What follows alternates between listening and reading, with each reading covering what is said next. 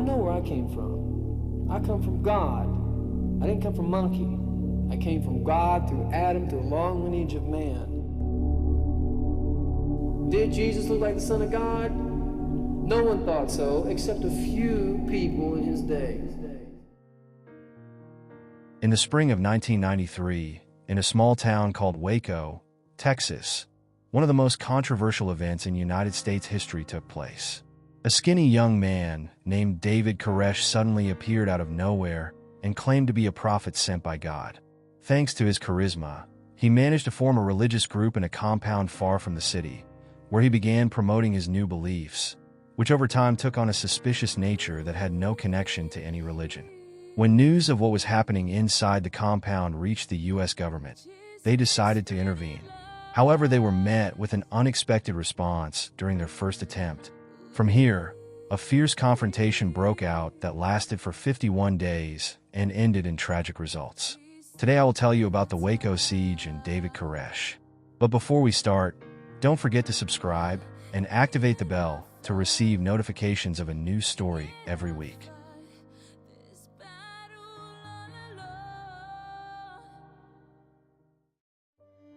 On August 17, 1959, a new baby was born in Houston, Texas, under difficult circumstances. Vernon Wayne Howell, he was the child of a girl named Bonnie Sue Clark, who became pregnant with him at just 14 years old, while his father was an 18-year-old teenager, unaware of his responsibilities and unsure how to handle the situation. When the father found out about the pregnancy, he naively went to ask Bonnie's family for a hand in marriage, but her parents vehemently refused and insisted on ending the relationship immediately. Afterward, the grandparents decided to take responsibility for raising Vernon, and he grew up believing they were his real parents, while he thought his mother was his sister. Later, the family married Bonnie to another man, but she divorced him after only 2 years and returned to live with her son, who still believed she was his sister. When Vernon turned 4, his mother moved from Houston to a place near Dallas, where she met a man and married him. After a few months of marriage, she felt it was time to tell her son the truth and take him to live with her. Vernon was 5 by then, and Bonnie thought it wouldn't affect him much, but the truth was, it deeply affected him when he found out, which caused him to distance himself from her. Later, his stepfather began treating him harshly and beating him regularly, which made him return to live with his grandparents. During his early school years, Vernon faced a tough life as he struggled with mental health issues due to the instability of his childhood and had difficulty fitting in with his classmates.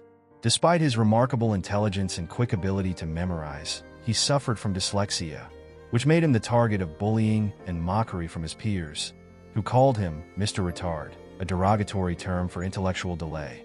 Although Vernon's condition was not an intellectual disability, but simply a learning disorder, the teachers were unaware of the nature of his problem and wondered how such an intelligent child could be so behind in reading compared to his peers. In the end, they had to transfer him to special education classes, which further heightened his sense of being different from others and led to his isolation. Over time, Vernon began searching for something to prove himself. After turning 12, he dropped out of school and worked various jobs, but he failed each time. With time, he realized that there were only 2 areas where he felt exceptional: music and religion. Vernon was skilled at playing the guitar and had a beautiful voice, which made him feel that music was the best way to express himself and showcase his talent. At the same time, since he was young, he had developed an interest in the Bible and religious books, regularly attending church with his family. Despite his reading difficulties, he was able to memorize large parts of the Bible, to the point where, by the time he was 12, he had memorized the entire New Testament. But the problem began when he claimed to hear a voice from God whispering in his ear and guiding him. At first, people thought this was just the imagination of a young child, but over time, this feeling took over him, and he began questioning the teachings of the church he had been attending. By the late 1970s, when he was in his late teens, Vernon had 2 big dreams. The first was to be a famous religious preacher, and the second was to become a rock star. With his determination to achieve both of these completely contradictory dreams, his complex personality began to take shape.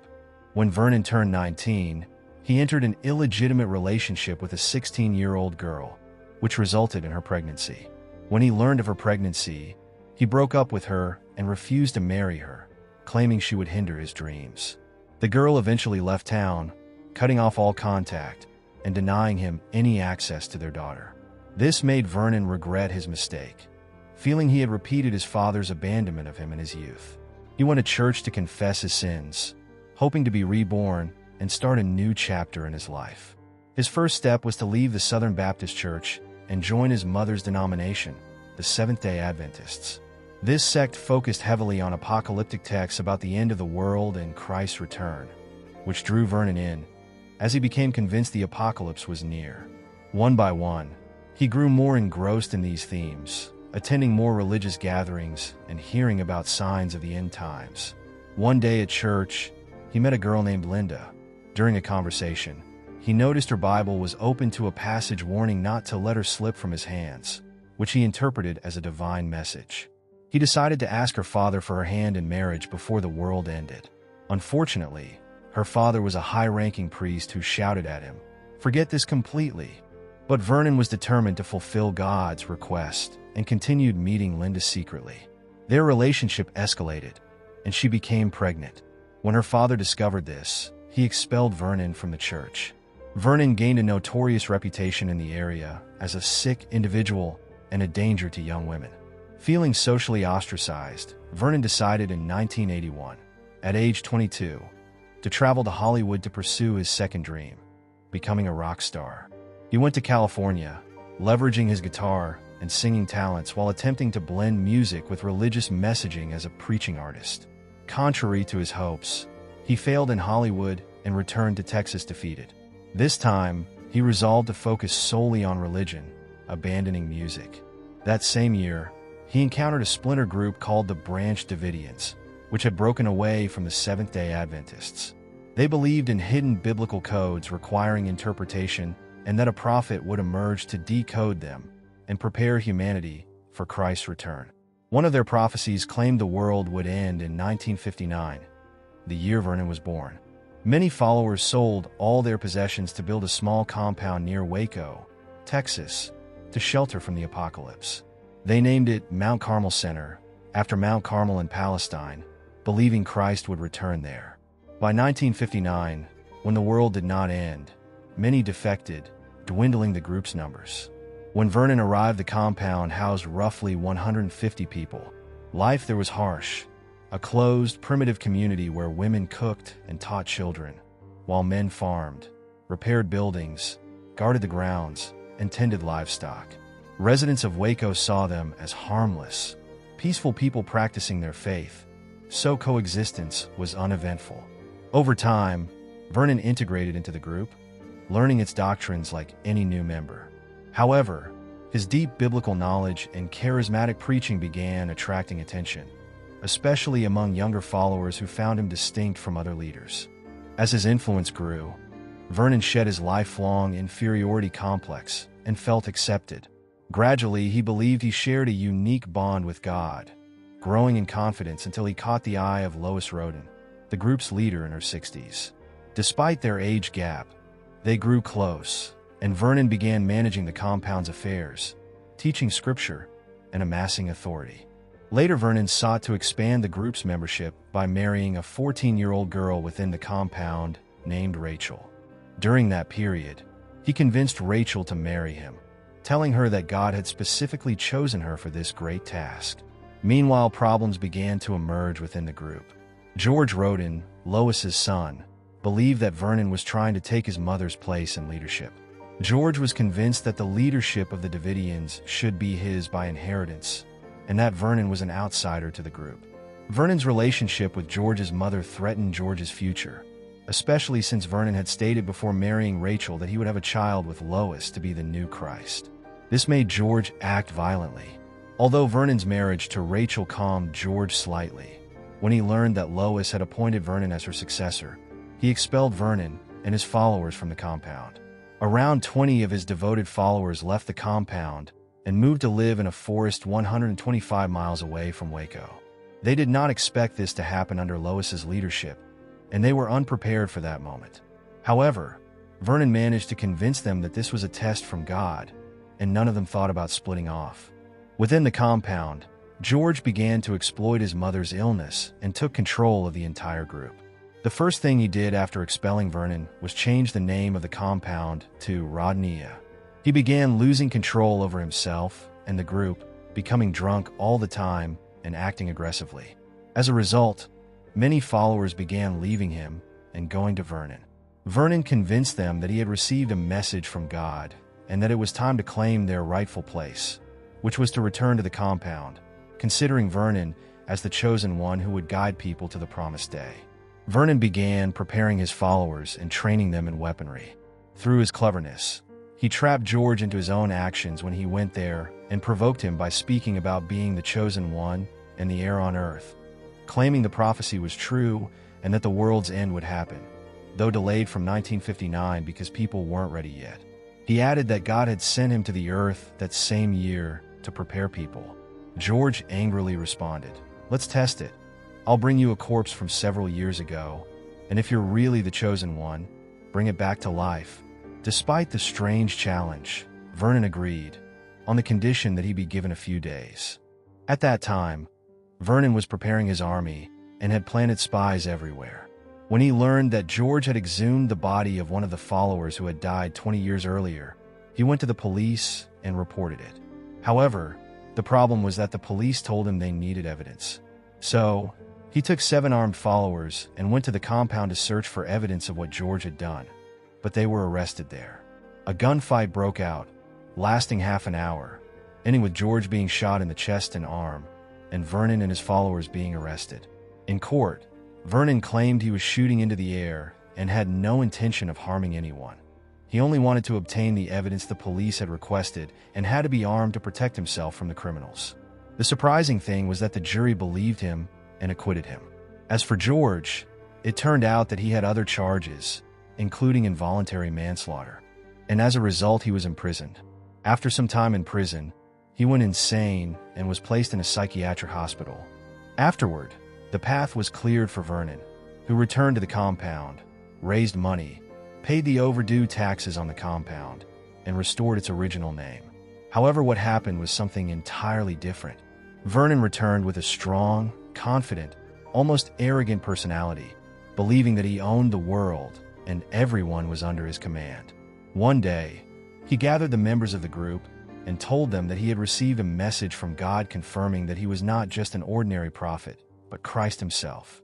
Of course, this was a logical talk, but he believed it, and surprisingly, his followers also believed him. In 1990, Vernon went on a spiritual trip to Palestine, and upon his return, he officially changed his name from Vernon to David Koresh, after the prophet or King David from the Old Testament. Koresh is the Hebrew and Arabic pronunciation of King Cyrus, who freed the Jews from captivity in Babylon. This change was seen as a sign that he would be the leader and protector of his people. This significant change came at a critical time for the group.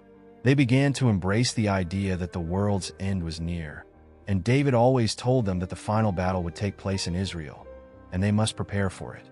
He began organizing the compound more precisely, implementing a daily schedule for prayer, study, and work.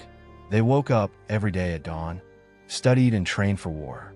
He also imposed strict rules on everyone, even children, and anyone who did not adhere to the rules was punished, even if they were small children. As for the adults, they were punished by being deprived of privileges. He began convincing them that everything in their lives, including punishment, was part of a divine plan. He justified every decision and every change using verses from the Bible to persuade people to accept any change, even preparing them for a journey to the Promised Land. The problem was that David was still struggling with mental issues that had started in his childhood.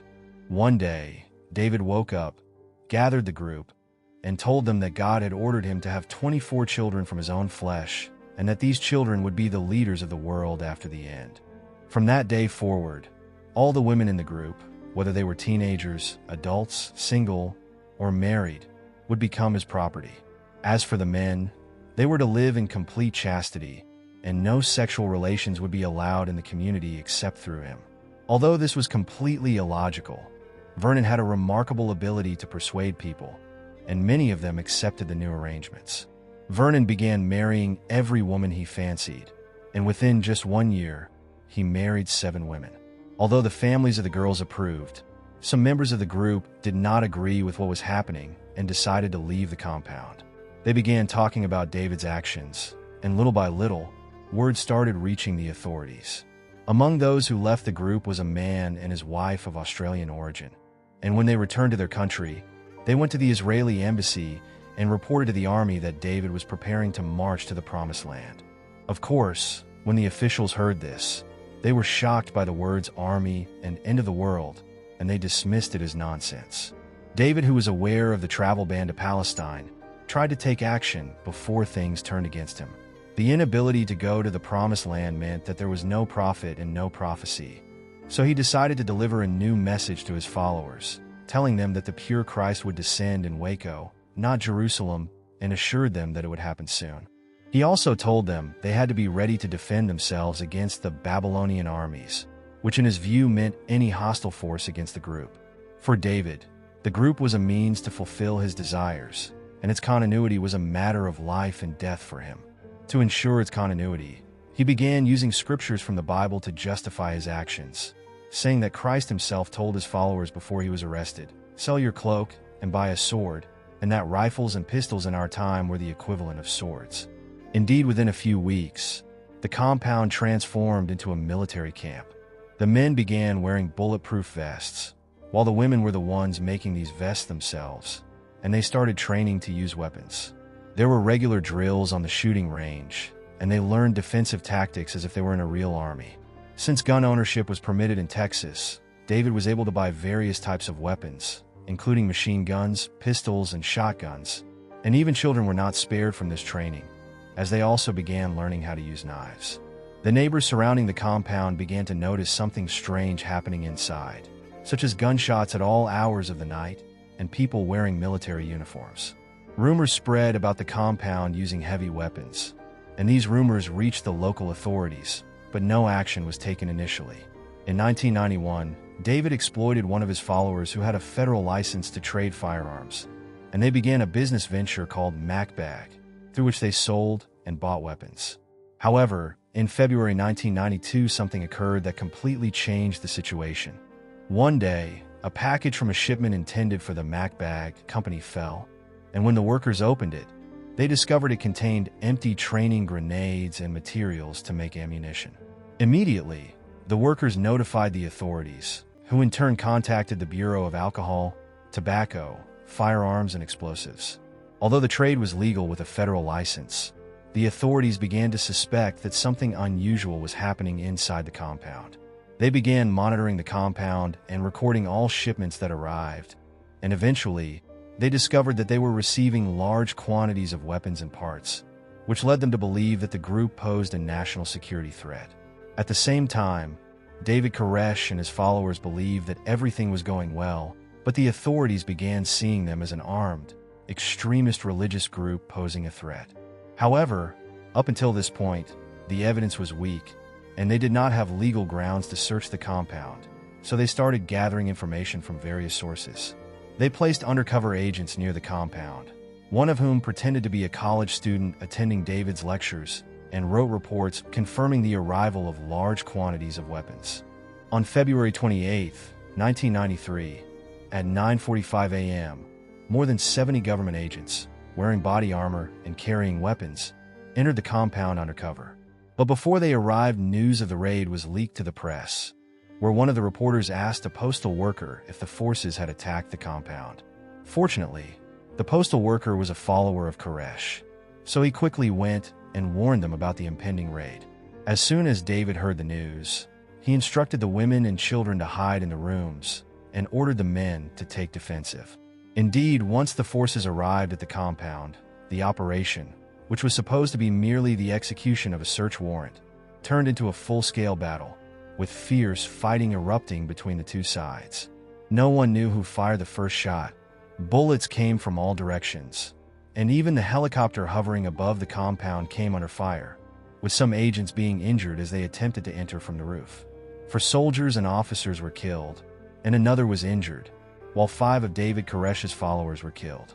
After 2 hours of continuous gunfire, the authorities felt that the situation had spiraled out of control and ordered the withdrawal of the forces. Meanwhile, the media arrived at the scene, and everything happening was broadcast to the world. Public opinion was split into two factions. One sympathized with David and his followers, while the other blamed the forces for failing in their planning. When David learned that things had taken a public turn, he contacted news stations and told his story from birth, insisting that he had anticipated this war from the beginning because he was the chosen one, and his followers believed that the Babylonian attack was part of a prophecy. His followers held their ground and insisted on continuing the fight, even if it meant they would face death. At the same time, the federal government had taken responsibility for the siege and began preparing a plan for a prolonged siege of the compound. By early March 1993, the compound was surrounded from all directions, with more than 700 federal agents deployed around the area, tanks and armored vehicles stationed, sniper teams placed, and 25 specialized negotiators assigned. All communication between the compound and the outside world was cut off, except for one phone line designated for negotiations. Inside the compound, life had changed drastically. Food and water were scarce, there was no electricity, and their lives were transformed completely. Initially, the FBI believed that the people inside the compound were simply following David Koresh as their leader. But over time, they realized they were dealing with a group that believed what was happening was part of a divine plan.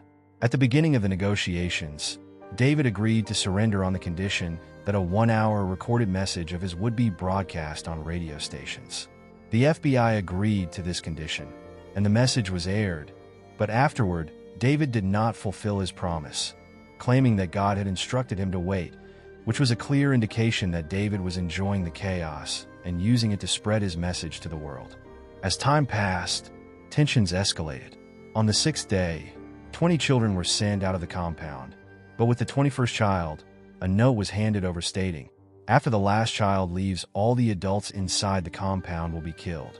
During these negotiations, the FBI agents split into two factions. One wanted to find a peaceful resolution to the situation, while the other wanted to use force. At the same time, Janet Reno was appointed as the U.S. Attorney General, and she requested that the FBI take swift action against David Koresh.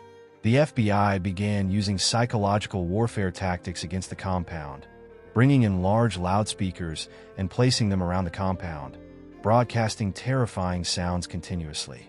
They also directed powerful lights at the windows of the rooms to deprive the people inside the compound of sleep. Despite warnings about the impact of these tactics on the children inside the compound, President Bill Clinton approved the plan. On the 51st day of the siege, on the morning of April 19th, 1993, the FBI declared that the siege had come to an end. They were convinced that this solution would force everyone inside the compound to come out, or at least make them send the children out before they were affected by the gas. But unfortunately, 6 full hours passed without anyone emerging. Suddenly, at 12 noon, they noticed thick smoke rising from some windows of the compound. Moments later, the entire place was engulfed in flames. The fire spread so quickly that it destroyed the entire building in just 30 minutes, including all the people inside. By that time, only 9 people managed to escape, fleeing through a back window of the building, and one of them carried some papers from the manuscript of the interpretation that David had been writing, proving they had indeed started writing. As for the others in the building, they perished in the flames, including the children and David himself. After the fire department managed to extinguish the blaze, forensic investigators began searching for bodies. They discovered that what had happened was the opposite of expectations. David did not die in the fire, but was shot in the head. They also found the body of one of his assistants, who had also been shot in the head. It wasn't just them. The bodies of many women and children were found, all of whom had been shot, strangled, or stabbed. Thus, the forensic investigators explained what they had found by suggesting that when David sensed the end was near, he refused to surrender because of his pride and decided to set the place on fire. But before doing so, he ordered the execution of all the women and children to spare them from suffering in the flames. He also ordered his assistant to shoot him and then commit suicide afterward. However, this was merely speculation, and there was no conclusive evidence to support this interpretation, especially since David's followers' lawyer claimed that crucial evidence in the case had mysteriously disappeared, including the door that had marks from the first shots, which would have indicated who started the attack. A full month after the fire, authorities thoroughly searched the site and prevented any additional evidence from being gathered. All fingers pointed to the FBI, but they still insist today that they had no involvement in the disaster that occurred during the Waco siege, and that at the last moment, they were asking David to come out safely with his followers. But is this the real story, or did the real story disappear with those who perished? No one knows. And so we reach the end of the story. We look forward to your thoughts in the comments, and if you have a story you would like us to share, write it in the comments. For those who want to hear this story on Spotify or dive deeper into the details, you can get the full ebook, which contains additional events and exclusive insights not covered in this video. You'll find all the links in the description below. Don't forget to subscribe to the channel and turn on notifications for more gripping stories. Thank you for your support, and see you soon in a new tale.